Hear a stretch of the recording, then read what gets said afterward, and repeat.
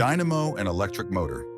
Between 1791 and 1867, the renowned English physicist Michael Faraday made a groundbreaking discovery in 1831 when he identified electromagnetic induction. This was a pivotal discovery as it established the fundamental principle behind generators and all electric motors. In essence, Faraday can be considered the pioneer who paved the way for the global spread of electrical energy. For a long time, people were only able to generate direct current using electric batteries.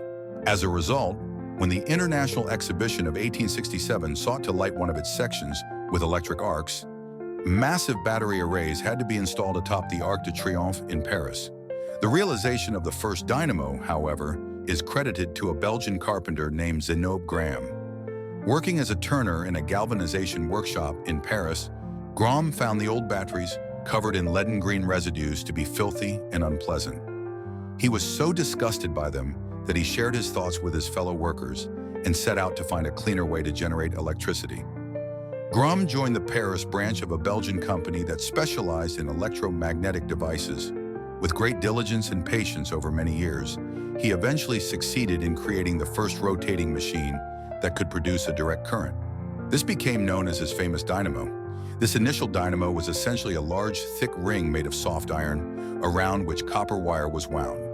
Positioned between the poles of a powerful electromagnet and mounted on an axis, this ring was spun rapidly by a steam engine. The changes in the magnetic field within each coil as the ring rotated induced a direct current. What made Gramme's invention particularly valuable was how the coils wound around the soft iron ring formed a circuit in which each coil had its two ends connected to a collector made up of sequential copper segments. The brushes rubbing against the collector then created the two poles of the machine. Without this setup, the generated current would have been alternating rather than direct. Gramme's invention was indeed remarkable, but its value skyrocketed when his partner, engineer Hippolyte Fontaine, made a serendipitous discovery during the 1873 Vienna Exposition.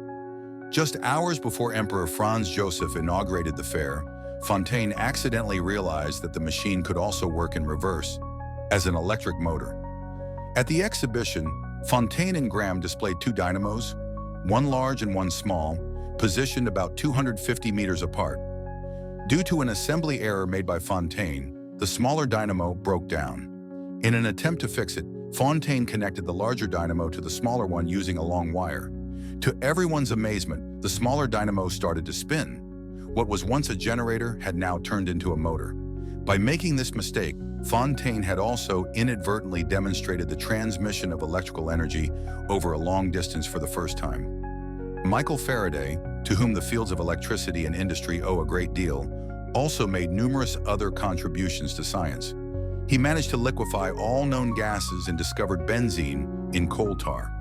Faraday's famous experiment in 1831 involved moving a current-carrying primary coil closer to or farther from a secondary coil, thereby inducing a current in the second circuit. This principle laid the foundation for Gramme's work.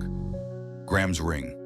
Gramme's dynamo was first tested in 1871. The 30,000 kilowatt alternators at the Ossois power plant, high-voltage power lines, carried by steel towers, transmit electricity over vast distances.